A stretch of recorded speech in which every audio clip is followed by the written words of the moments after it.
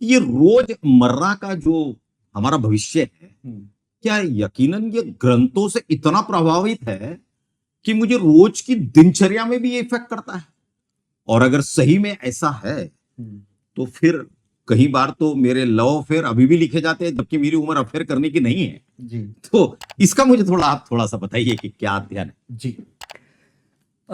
देखिए गनी भाई, जो डेली हॉरोस्कोप प्रेजेंट किया जाता है उसके पीछे एक बेसिस होता है जिसको बोला जाता है गोचर कुंडली। हम्म, उसमें क्या होता है, जैसे हम सबके फिंगरप्रिंट जो है वो यूनिक है, हम्म, सबके अलग है। लेकिन वो जो ज्योतिषी आपको हॉरोस्कोप दे रहा है टीवी पर या न्यूज़पेपर में, वो गोचर कुंडली को ज्यादातर प्रेफर करते हैं। उसमें ये देखा जाता है कि जनरली आपके प्लैनेट्स की पोजीशन क्या है।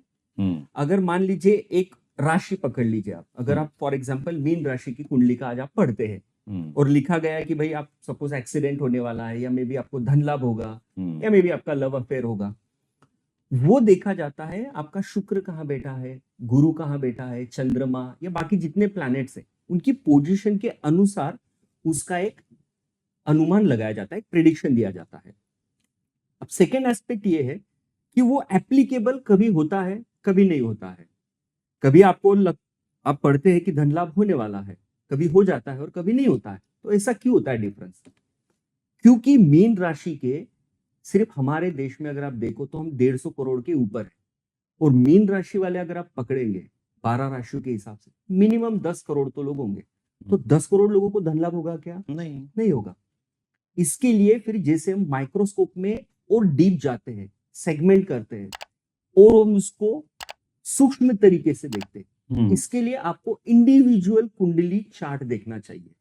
अगर आपने पढ़ लिया है कि आज धन लाभ होने वाला है, तो बेसिक भी अगर आपको ज्योतिष पता है, और आजकल तो मोबाइल पर सॉफ्टवेयर्स भी मिल रहे हैं जो कि फ्री ऑफ कॉस्ट है, तो वहां पर से आप देख सकते हो कि ये मेरे इस पर एप्लीकेबल है या नहीं है। तो इसीलिए ये जो डिफरेंस आता है, कभी होता है और कभी नहीं होता है, उसका। नहीं सर, इस पे पूरी जी मैं एक बात थोड़ी सी रोकना चाहूंगा, जी जी सॉरी। जी जी लेकिन मुझे ऐसा लगता है, देखिए अब आपने कहा कि माइक्रोस्कोपिकली अगर हम उसे और माइन्यूटली देखते चले जाते हैं तो कुछ परसेंट पे होता है। हम्म, आप कहिए कि 25% पे होता है, हम्म, 25% पे होता है, 75 पे नहीं होगा, क्योंकि इतने बड़े पे तो धन लाभ होने लग जाएगा तो देश की इकोनॉमी कहां से कहां चली जाएगी। सारे अंबानी बन अब जाएंगे। अब मुझे बताइए कि जब 75% लोगों का अध्ययन वो नकारात्मक तरीके से दिखने वाला है, हम्म, तो आप तो 75% को भयभीत कर रहे हैं हम्म, और उनको उनको एक नया दिशा दिखा रहे हैं या फिर एक नए सपने दिखा रहे हैं, और बेचारा शाम को मिलता कुछ भी नहीं है। सही है। तो मुझे ऐसा लगता है कि इसका इसका कहीं ना कहीं कुछ तो ऐसा होना चाहिए कि जिसकी वजह से वो उसको समझ सके। सर देखिए, अभी इसमें दोनों भूमिकाएं हैं, पढ़ने वाले की और लिखने वाले की।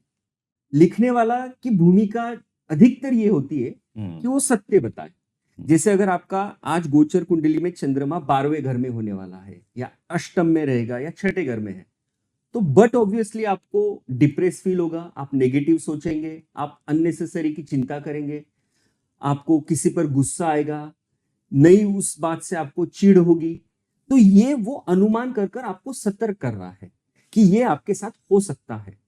सेकंड, जो पढ़ने वाला है उसको ये बात जहन में रखनी बहुत जरूरी है कि ये जो है ये एक ओवरऑल मैप के तरह से बताया गया है। जैसे मौसम विभाग बोलेगा कि इंडिया में बारिश होने वाली है, लेकिन मेरे सिटी में होने वाली है, इसलिए हम लोकल जो मौसम विभाग है उसका चेक करते हैं या अपने ऐप में देखते हैं। ये हो गया, हम एक स्कोपिक वे में आ गए। उसी तरह से अगर वो ज्योतिषी आपको बता रहा है कि आपके साथ बुरा होने वाला है या बहुत अच्छा होने वाला है, तो ये आपकी रिस्पॉन्सिबिलिटी है कि आपको ये माइंडसेट में रखना है कि ये एक लेवल तक ही मेरे पे एप्लीकेबल है,